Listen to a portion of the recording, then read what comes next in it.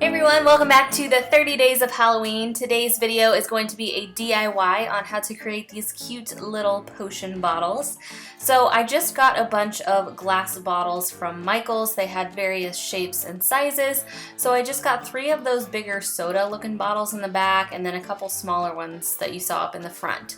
And then of course some various colors of chalk paint and acrylic paint. So I'm going to start by painting a layer on to each of the soda bottles. Those are just the ones I'm starting with. I got orange, purple, and then a lime green or chartreuse type of color.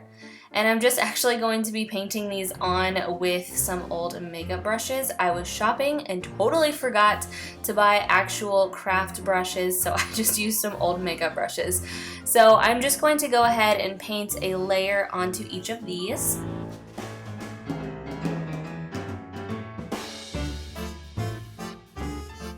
Kind of went back and forth between each bottle and just painted a layer on one and then let the other one dry and then painted a second layer on each of them. So by the time I was done with all of the colors, I ended up with 2 layers of paint on each bottle.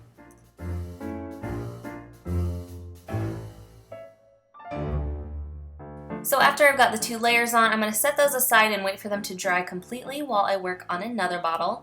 So I just got this one right here. I thought it was a very interesting shape. So what I'm doing is taking kind of a blood red acrylic paint and I'm just dripping that inside of the bottle. I put a layer at the bottom and then as you can see, I'm just kind of squirting the paint out and tipping the bottle to the side to make it look like blood is dripping down the side of the bottle.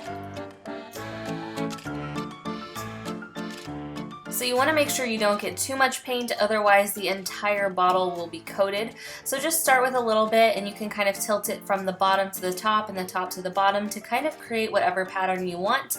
And then once you've got that going, just set it to the side and kind of let it do its thing.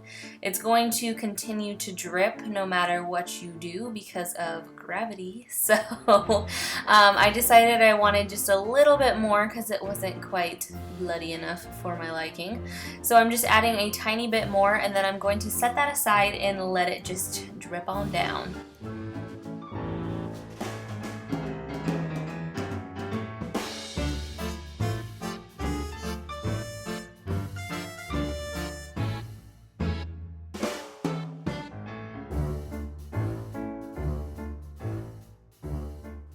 Alright, so this next little cutie bottle is definitely my favorite out of all of them. This one just looked like a little potion bottle. So what I'm doing here is taking that lime green or chartreuse type of paint and I'm going to be creating a bubble pattern on the outside of it because I want it to look like there's some type of witch's brew or something boiling up in this bottle. So I'm kind of creating a little bubble design all the way around the bottle.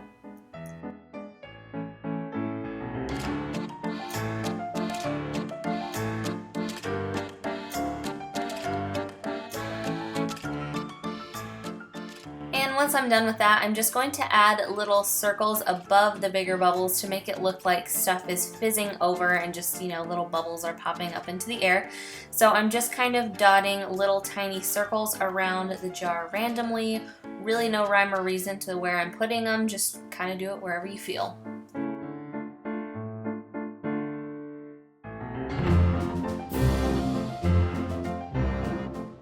After that, you're going to go back and add a second coat of paint just right over the design you already created and just do that around the whole entire bottle and then also do that onto the little bubbles that you created at the top.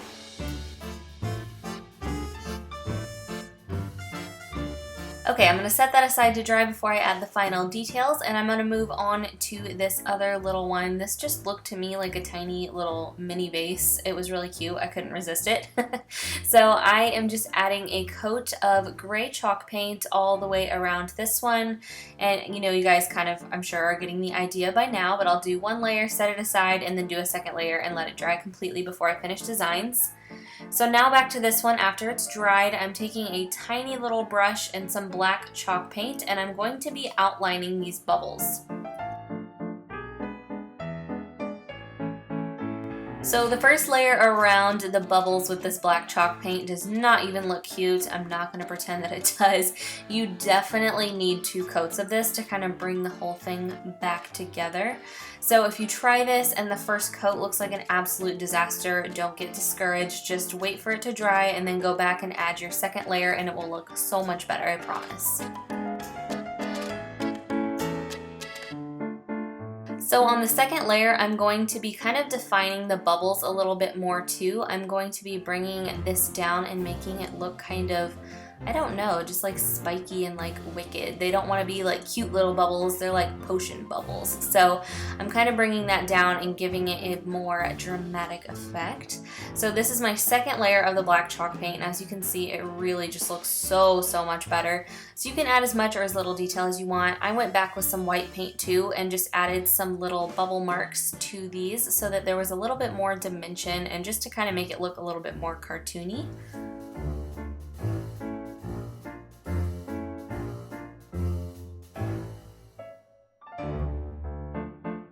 So now I'm going back and adding final details to my little bottles. For this one, I just decided to finish it off with a little twine bow. So there was that one, very easy and simple. For the soda bottles, you can really do whatever you want. If you just want to tie them off with a bow and that's it, then go for that. I decided to add a layer of black and silver glitter washi tape around mine, and then I did finish those off with a bow as well. So I just did this on every single bottle just to kind of keep the pattern the same, and then went back and added bows on each of them.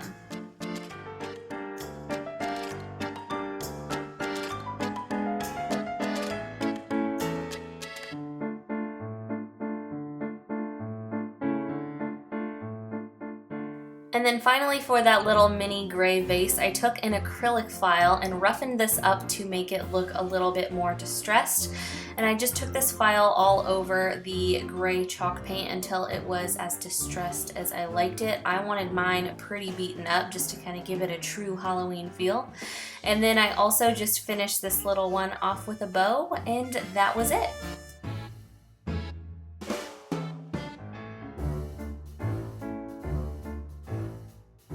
So these are my finished little potion bottles. They're so cute. I think they turned out awesome.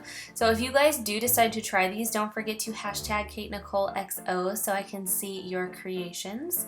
But I just thought these were so cute. They give your place a really cool kind of creepy Halloween vibe.